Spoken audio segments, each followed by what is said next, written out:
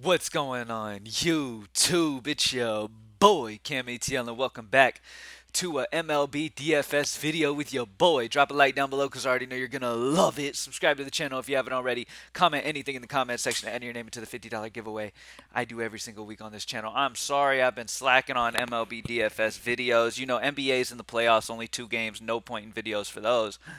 But I told y'all that I would consistently try to put out some MLB DFS videos, man. It's hard because we've got the PrizePicks videos that add on too, and it just makes it having to do, a lot of videos every day. But it's all good, man. I'm here. I'm on it. It's not even 10 a.m. Central right now, and I'm making this MLB DFS video. As you guys know, MLB is a huge sport for us at Greenlight DFS. It's going to be a huge season. It's already been a very solid season already this year. Looking to get our first takedown soon, so I'm excited for it. It's a big slate today, so I'm excited to get into this, man. And set y'all on the right track. GreenlightDFS.com. Join the squad. You already know. Let's get it. So, as you can see, I'm on the Greenlight Optimizer with our projections entered in here. Now let's start off with pitchers on this slate today. So, when it comes to the pitching on this slate, we do have a couple studs. We got Cole, Zach Gallen's a very solid pitcher, Hunter Brown's a very solid pitcher, Urias is good, all that good stuff, right? But we do have a game in Coors, and we also have some spots where the bats are going to be really interesting to spend on. Like, we do have some bats that are interesting to spend on. Now, in my opinion, anytime there's a Coors game, it's really hard for me to even want to stack that game because I know everyone will be. So it makes me really, especially in baseball, where it's like eating the chalk, like getting different and not eating chalk that maybe the data doesn't equal onto perfectly, is a smart move. Okay, obviously, any game that's always in course has the possibility to blow up, but in most cases, I've noticed over the last 7+ years of playing DFS that when the game is in cores, getting other spots and other games that have solid totals that are in great data spots, like where the analytics really back, is a very smart way to play it. And if Coors goes for 20 runs, then so be it. It is what it is. Coors did Coors things. But the problem is if you stack up Coors, you're not getting much different. Your chances of a takedown are very, very slim. Your chances of even cashing are very slim, especially because everyone's got the same game. So getting different and trying to, take advantage of certain spots is very, very smart way to play baseball. And today I'm probably going to do the same thing. I've got a few spots that really stick out to me as fantastic options that could go slept on today that I'm definitely interested in getting a piece of. And that in this high five, I'm not going to talk Milwaukee, Colorado because I'm really trying to promote other spots. Obviously, Milwaukee, Colorado is going to be a solid offensive spot. But there's other spots too that are sneaky that could really put you over the top today, and that's what we're going to talk about. So, first and foremost, when it comes to the pitching, there's a couple pitchers that are in incredibly interesting spots. Okay, let's start with Bryce Miller for Seattle. Bryce Miller is an incredibly talented pitching prospect. I've done my research on him. I've heard about him before, but he's finally getting called up. He's going to make some starts. I mean, you've got Robbie Ray, who is going to be out. Flexen filled in, but he sucks. At the end of the day, Bryce Miller is a guy that it's his turn. It's his time. He broke out in 2022, had 163 Ks in 133 innings. Okay? He is an absolutely high strikeout rate guy going against a struggling athletics offense. This is a great spot, and he's bare min 4K, so he really allows you to do anything you need to do. And honestly, this price is way too low at 4K for a top prospect of this caliber with his K rate. Sure, could he be nervous coming up to the pros? Sure, but this dude is a talented guy, and his strikeouts alone, his K percent that he should be able to get against this struggling athletics offense, should put him in hitting range at 4K. So definitely interested in Bryce Miller. I'm going same game, honestly, because both of these guys are super cheap. Both of these guys are facing struggling offenses, and both of these guys are in solid spots to succeed, and they're both cheap, under 6K.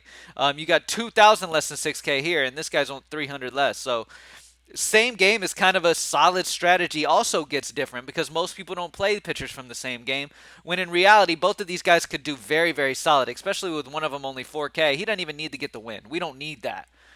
Okay, is for him to hit value, so he's in a solid spot. But Mason Miller, now Mason Miller is somebody who is a very interesting player because once again, like Bryce Miller, has a very solid K percent. Now he's been giving up the earned runs. Okay, he gave up 2 earned runs in his first start, 4 earned runs in his second. But he's gonna pitch around 90 plus pitches, probably get about 5 innings or so against Seattle here, and probably get that 6 plus K percent. 6 plus Ks throughout this game. So far, in a limited sample size versus lefties, he's got over a 30% K rate. Versus righties, he's got over a 30% K rate. He's got some solid strikeout stuff, and if he can limit the earned runs, he can have a big game. And even if he doesn't, at 5'7", I mean, we don't need a ton for him to hit value of what we need. I mean, I'm expecting probably right around 12 to 15. Which is perfectly fine for me on this slate. We haven't projected 18 because he's a solid GPP pitcher that you want to get in, so we've bumped his projections up a little bit on both these guys to make sure you get a fair share of them for GPPs because they're both very solid options today. All right? So moving on from pitchers, yes, you could play Garrett Cole, but here's the thing. Another reason to spend down on pitching. Garrett Cole's facing against the Cleveland offense that just doesn't strike out a ton. There's not a ton of Ks in that lineup. Zach Gallen's facing a Texas squad that has been their offense has been crazy good, and it's in Texas. That's risky. Hunter Brown's facing San Francisco, which they're not very good, but they can be pesky at times. Urias is facing a Philly squad that could also do some damage facing. So it's just some questionable spots where you could just spend down and go for a couple guys facing a couple bad offenses in a pitcher-friendly ballpark of Oakland. So that's kind of my strategy to go with so far. Now, one of my bats that I'm going to go with today is Wilson Contreras. Now, everyone's going to go William Contreras, but I'm saving a couple hundred and going Wilson. Wilson Contreras in this spot against the lefty Sandoval is in a fantastic spot. St. Louis is one of the offenses that I'm interested to get some exposure to because anytime they face a bad lefty, they can do a ton of damage. Paul Goldschmidt through his career has been a lefty masher. Nolan Arenado through his career has been a lefty masher. Okay, like these guys mash lefty. Wilson Contreras through his career has been a lefty masher. Edman can hit lefties very. There's so many guys in this offense that can do major damage to lefties, and Sandoval's just not very good. Okay, plain and simple, he's just not very good. So I'm interested in getting some exposure to the St. Louis offense and the LA offense on the other end, and I'll talk about somebody in a minute, but I really like this spot, man. Wind's blowing out to right at 11 miles an hour. This is just a fantastic spot here for Wilson Contreras, and if everybody's going William, I'm down to pivot off for Wilson in a very, very, very solid spot here against the bad lefty in Sandoval. All right. At first base, this dude's just been solid value consistently, and that's going to be, if it sorts, there you go. It took forever. Matt Carpenter. Matt Carpenter's the one I'm wanting to look at here at first base. He's only 3K in a great spot against Ashcraft. Graham Ashcraft is just not a good pitcher. He's not very good, and Matt Carpenter has been mashing righties this season. All right? To put it in perspective for you, right? Matt Carpenter, I'm going to pull up what I have saved right here to talk about Matt Carpenter real quick. All right, so Matt Carpenter this season has a 185 WRC plus, okay? That means he's absolutely destroying righties. He's getting on base. He's hitting with power. He's doing a fantastic job at just all around hitting righties very, very good. And like I said, this is a bad righty in Graham Ashcraft. They have a solid implied total. So when it comes to totals today, obviously off just basic knowledge, Milwaukee, Colorado is going to be at the very top. And then you've got these other spots that you can pick and take advantage of. And this is one of those spots that I'm willing to take advantage of. 4.8 implied total for this offense. Really solid spot for Matt Carpenter and a solid Vegas total. Great matchup against Ashcraft. Great numbers versus righties. Everything equals out to Matt Carpenter having a solid game. Now, I talked about an angel bat that I would like to run back some St. Louis with. And that's going to be Hunter Renfroe. Hunter Renfroe has been a monster versus left-handed pitching this season. All right, to be exact, Hunter Renfroe's numbers versus left-handed pitching this year is a 211 WRC plus. I talked about Matt Carpenter, right? And how much he's been mashing righties, right? And he's just been a righty masher over the last couple of years. He really broke out big time last season, had a huge year. Renfroe is a very solid bat. A lot of power in that bat for him. It's just a very good spot for Hunter Renfroe here. Another game that's a solid, decent total. It's a 4.4, almost 4.5 implied total. Solid spot here against the lefty Steven Matz, man. Wind blowing out, like I said. Wind is blowing out here in LA. So Hunter Renfroe, righty-lefty matchup, been absolutely destroying lefties. Solid total. Matt Carpenter, solid total, facing a bad righty.